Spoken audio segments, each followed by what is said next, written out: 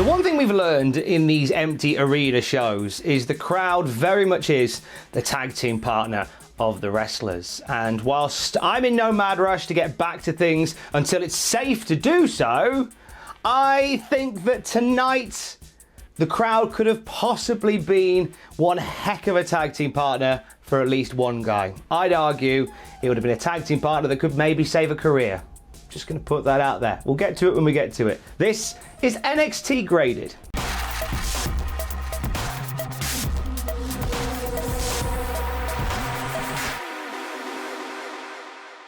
Mauro Ranallo, Beth Phoenix and Tom Phillips on commentary tonight. So Tom is in the venue, but Mauro and Beth are down the line. I think they're on a Zoom call. They talk over each other a couple of times through this, which is a bit strange. But it's nice to hear Ranallo and Beth. Feels a bit more like a normal episode of NXT. It kicks off with Isaiah Swerve Scott versus El Hijo del Fantasma in Interim Cruiserweight Championship Tournament action. The ICT, if you will. That ain't gonna catch on. I think I'm just gonna park that there. Swerve is outclassed by Fantasma early on. You see this gets him frustrated. That all comes out in a big hoof to the head of Fantasma when he avoids a dive from Fantasma. And Swerve is in charge for a fair bit of this match from here. Beauty of a springboard Frankensteiner and a frog splash from Fantasma. They go back and forth with some great big moves here. Goes for a phantom driver, does Fantasma. Has Swerve up on his shoulders. Swerve counters. Fantasma counters the counter. Swerve counters the counter of the counter. 1, 2, 3. Swerve Scott pins Fantasma. A passionate promo after this as Swerve gets a point in the tournament. This was a B for me. Solid match between these two to start us off. I think this is Swerve's biggest win of his career over a guy like Del Fantasma. I think it's a massive result for him. Big love to this Cruiserweight Championship tournament that we're seeing. Every match feels important. Dominik Dijakovic, walking through what appears to be an orchard, is talking about Gargano and Candice LeRae, and he says, hey, how does Johnny feel about taking on someone twice his size, with his big words about NXT. So next week, we're getting Dominik Dijakovic versus Johnny Gargano. Brand spanking new match. That's very nice. We find out after the break that Fantasma was nearly abducted again. Those guys in gold masks appeared next to the ring and tried to pull him over the barricade. He manages to fight them off. You hear them say Vamoose. I'm sure I heard one of them say Vamoose, which might give an idea to their point of origin. Maybe. New video, new music, new hair, new attitude for pint-sized poison. Candice LeRae makes her way out to the ring now. She's accompanied by her hype man for tonight, her husband Johnny Gargano, giving her the big up on the microphone. She's facing Kacy Catanzaro. Kacy looks great in this match. Some gymnastic fantasticness that keeps getting cut off by an aggressive Candice LeRae. Late into the match, Candice arrogantly goes for the Gargano escape, takes too long doing it, and Kacy goes for a roll-up, and this just flicks a switch in Candice's head, just goes wild, like wailing and punching and kicking at Kacy Catanzaro, finishes her off with her new finish called the Wicked Stepsister, which is a surfboard curb stomp.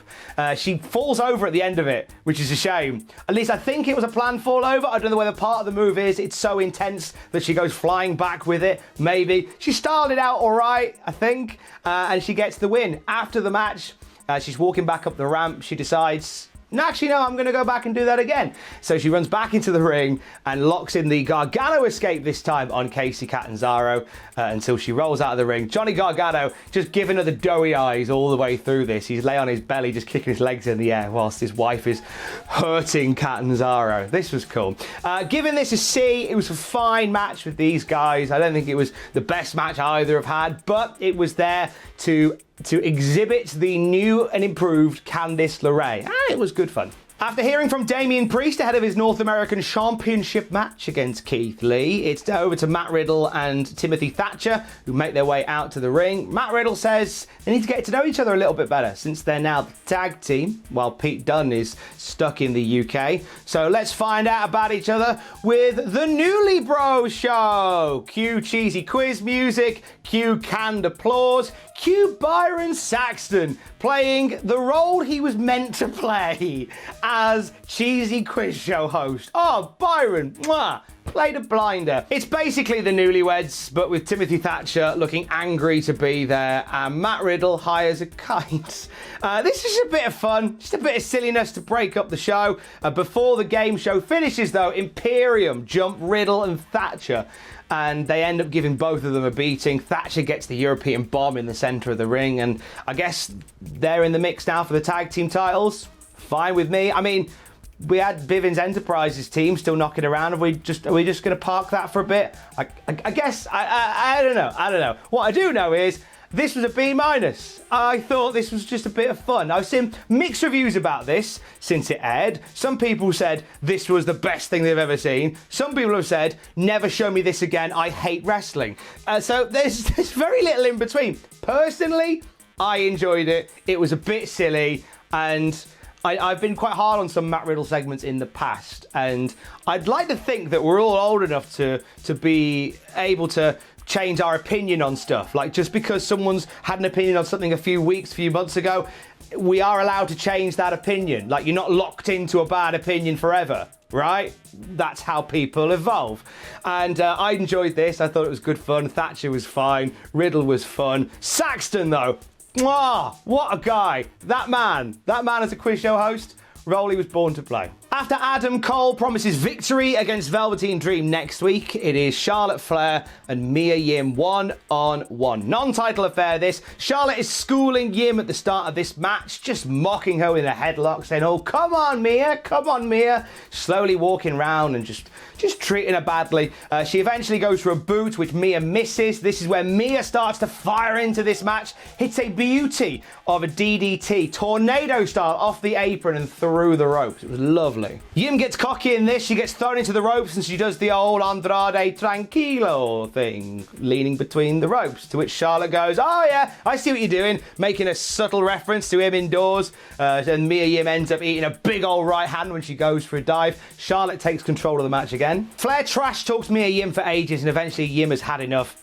And she just goes wild on Charlotte Flair. Massive strikes, big cannonball in the corner, code blue, all of this only gets a 2. She goes for the protect your neck in the dying moments of this match, which Charlotte Flair turns into a figure 8, pulls back, gets the submission victory over Mia Yim. And as Charlotte heads up the ramp, Io Shirai's music hits, out comes Shirai, she makes the challenge for next week, and it's on. The NXT Women's Championship on the line, Io Shirai and Charlotte Flair next week. We continue. This was a B. Great chemistry between Mia Yim and Charlotte Flair, and as good as this was, I genuinely think Charlotte versus Io Shirai, it's going to be better. We find out that next week, Finn Balor is going to call out whoever attacked him last week. I reckon it was Volta reaching through the laptop whilst on a Skype call.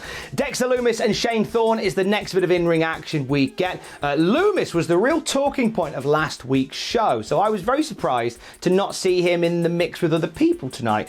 Shane Thorne looked great here. In fact, Shane Thorne got a fair amount of offense in on Lumis, but this is still a showcase for Dexter Lumis. Hits the spinebuster, Anaconda Vice, and he locks it in for ages on Thorne, to the point where Thorne basically just passes out in the hold. I can't remember if it was a pass out or a really long tap out. I'm sure you'll tell me in the comments, but either way, Thorne looked dominant because he held on so long in that hold rather than tapping out immediately. C+ for this. They have great chemistry together, these two do. Lumis, once again, had some nice crisp moves in there, very slow and methodical. I was just surprised to not see him in the mix with somebody else, and I was surprised at the amount of offense that Shane Thorne got, because last week, Dexter Lumis single-handedly wiped out the Undisputed Era. Let's not forget that. Like, he looked dominant, and so it just feels like a weird step back to be in a competitive match with Shane Thorne. Nothing wrong with Shane Thorne, but you know what I'm saying. We get a gruff Keith Lee promo. Damian Priest stabbed him in the larynx with that nightstick last week, and you've taken away the golden, dulcet tones of Keith.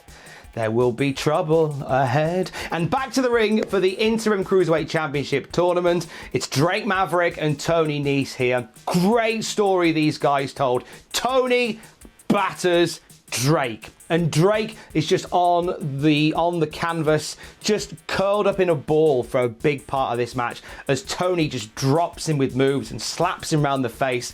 Eventually, he pushes Drake a little bit too far.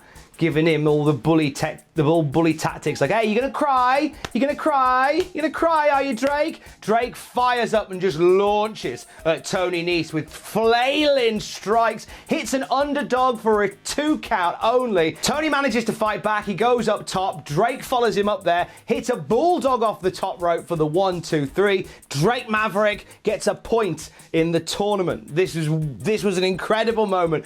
Despite the fact there were no crowd to cheer this on, it just felt like a big deal. After the match, Drake Maverick does an interview where he quotes the Wolf of Wall Street saying, "I ain't going anywhere! I'm going nowhere!" This was a B+. I loved the story that was told in this match. The underdog fighting from underneath against a guy like Tony Nese and pulling out a win in the dying moments of the match. I loved this so much. And Drake's promo at the end, quoting the Wolf of Wall Street, was just amazing. Although, what sucks is, we know what's going on behind the scenes, in the sense that Drake Maverick has been released from his contract, and this does seem like it's for real. He is on the way out. So very much like with the Wolf of Wall Street, as much as we love watching Leonardo DiCaprio as Jordan Belfort, we kind of know where this ends. It's main event o'clock, and it's Keith Lee versus Damian Priest for the North American Championship. Big boys battering each other. They fight all in and around the ring. Some of the early highlights include Keith Lee going crashing through the barricade nearly. If there had been a third row of people, he'd have wiped them out. He drops Damian Priest with a military press onto the apron, hits a corkscrew dive to the outside of the ring. Keith Lee continues to defy gravity. Damian Priest fights back into this beauty of a falcon arrow, hits a spinning wheel kick off the top rope, hits a choke slam, but can't finish off Keith. He rolls out of the ring. He grabs the North American Championship and the nightstick. He throws the North American Championship into the ring, and the ref's all like, oh, I better pick that up and be distracted for some time. Priest gets into the ring with the nightstick, goes to finish off Keith with his nightstick. Keith grabs the nightstick in midair, stares a hole through Damian Priest, and says in the most Hollywood style ever, "I am limitless." Disarms Priest, double power bomb, 1, 2, 3, Keith retains. Mwah! A-. Solid main event. Two big boys continue to defy gravity, expectation, physics. They have a great one. Really enjoyed this as a main event. This kind of feels like this is the end of the Keith Lee, Damian Priest story. So Keith Lee now presumably moving on to something else, which is good. I'm excited for whatever comes next for Keith, but this was a solid way to end the night. A-. And NXT this week for me gets a B overall. Really, really good show this week. The Cruiserweight Championship stuff is passionate and fiery and full of really exciting wrestling action. Main event, which was just two beefy boys fighting, and we got some comedy in the middle. It was all things, and I was a fan. Next week looks very, very, very much fully loaded, as we've got both the men's and women's top prizes on the line, among a lot of other stuff. I'm pretty confident next week, unless something goes terribly wrong, might even be an A. Spoiler. Love you, bye.